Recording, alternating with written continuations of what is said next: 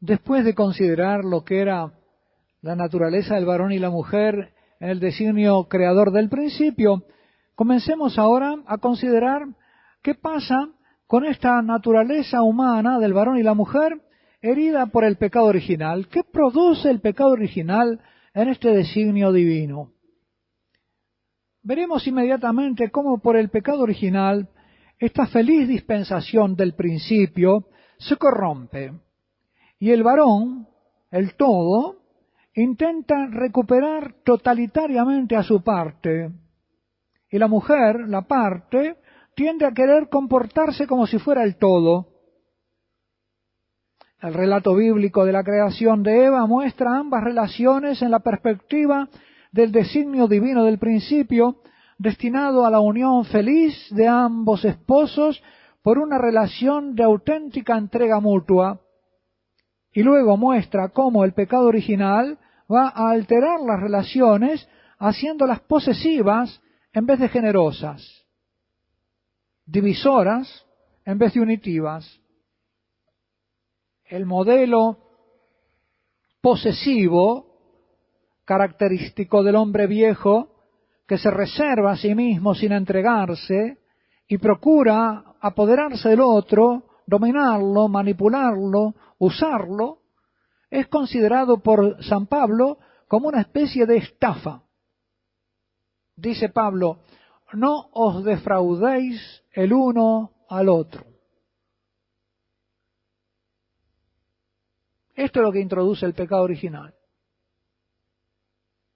Una relación, ¿verdad?, de quién estafa a quién, de rapiña mutua. Pero de esto corresponde tratar en otro lugar. De ahí que las relaciones entre varón y mujer podrán vivirse sabiamente si se viven en gracia, o insensatamente si se viven según el pecado original y los pecados que de él derivan. El sacramento del matrimonio debe ser un camino de santidad para los dos.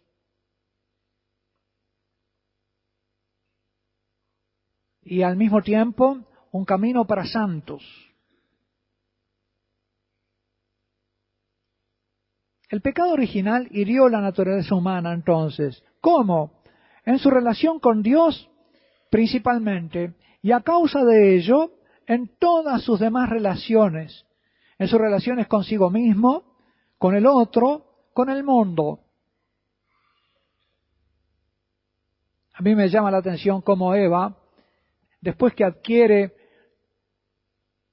presuntamente lo que le promete Satanás, que es ser como Dios, el conocimiento del bien y del mal, no va a Adán a comunicarle lo que ha adquirido, sino que va y le da de comer.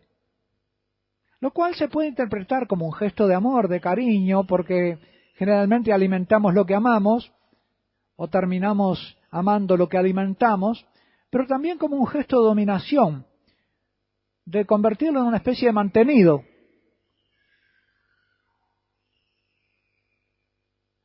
Y esta cultura en que estamos tiende a convertir al hombre en un mantenido, porque le quita a él la dignidad de ser el que sostiene el hogar.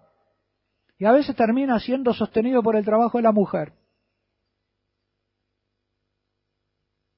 Es una civilización que está bajo el signo de Eva. Lo convierte al hombre, lo reduce al hombre a macho y después lo acusa de serlo.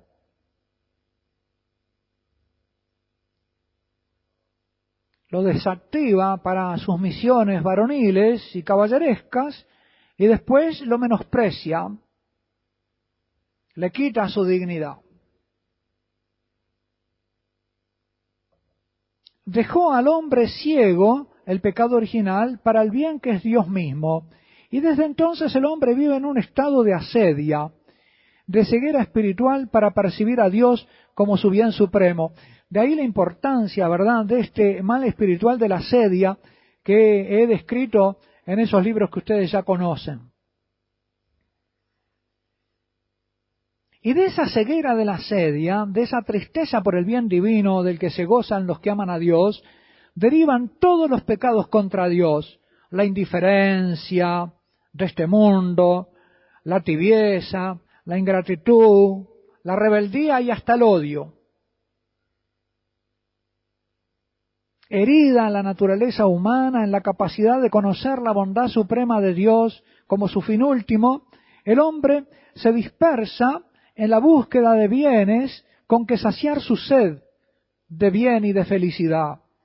Y sobreviene así la concupiscencia de la carne, de la que hemos hablado al comienzo de estas reflexiones, los instintos animales del cuerpo, las concupiscencias de los ojos, apetitos espirituales del alma, el desorden de los deseos corpóreos y anímicos, que ya no obedecen a la razón.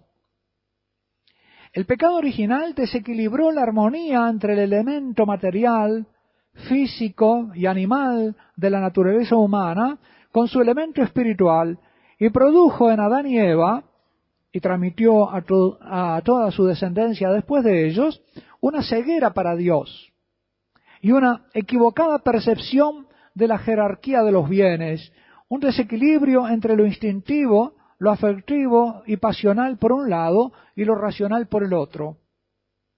Por eso, ¿verdad?, se puede hacer un uso de la sexualidad abstrayendo del otro, un uso solitario de la sexualidad. Absurdo, pero posible.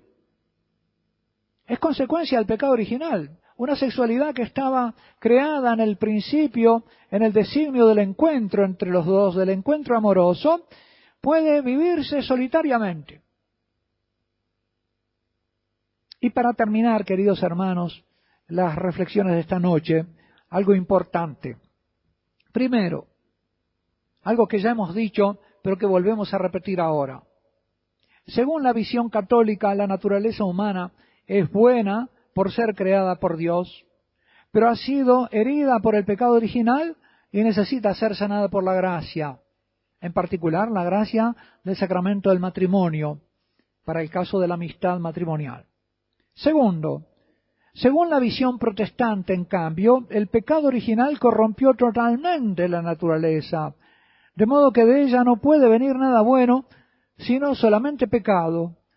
Y por lo tanto, el matrimonio, lógicamente, dentro de esta visión, no puede tener una fuerza de gracia restauradora.